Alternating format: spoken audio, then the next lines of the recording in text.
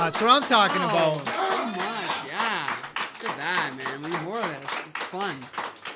They're literally you guys are only clapping because you know there's 2 more segments. And that's it. And then everybody gets to go home. Joel, we are back with The Walking Dead. The Walking Dead. Right? Yeah, by Robert Kirkman and Tony Moore. This is volume 1. So talk to us about it. You know what? When I watched the show first. Okay. I actually, it was one of those things. I'm kind of I'm against watching what's popular right now. What everyone else is like, oh, you got to see this, you got to check this. So I'm always kind of like, I'll check that out when I'm dead. Exactly.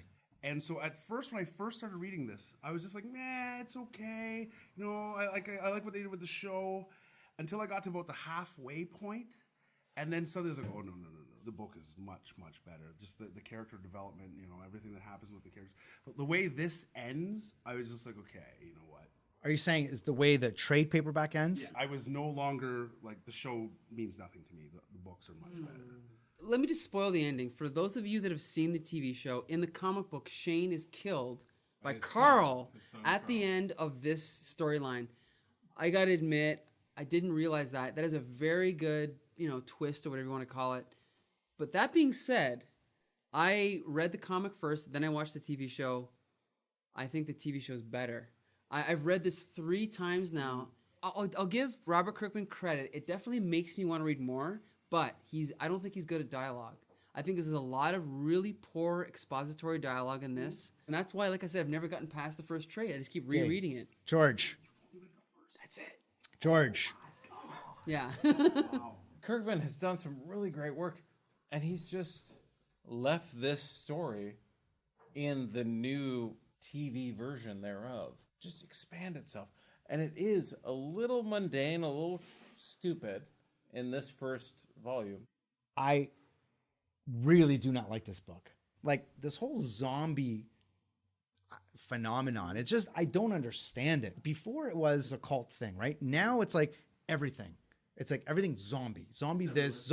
It's zombie run right outside. Look outside the window right here. Zombie run right outside the window. There's a great comic book about zombies that is profound and emotional and gut-wrenching, and it's not The Walking Dead. It's not The Walking Dead. Okay. It's Crossed by Garth Ennis.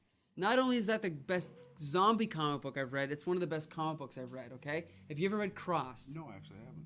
That is what's shocking, is that Walking Dead is one of the top 10 selling comic books, but it's not nearly as good as Crossed by Garth Ennis. And so me, having read Crossed, it's hard for me to go and then read this and go, well, this is a poorly written, like, it's an okay... Basically, I think Walking Dead is a great comic book for people that don't know that comic books are awesome. It's a mainstream comic book to appeal to people who would never be caught dead reading a comic book. I do not recommend this comic only because Crossed is a much better comic. Do you recommend this comic? I recommend it. I got a good, enjoyable read out of it. Would you recommend this comic? Well, not enough people You're in love with Robert. masturbated into a bowl of bullets and then tried to kill each other, which is what I really want. I'm not sure if you can say that on TV.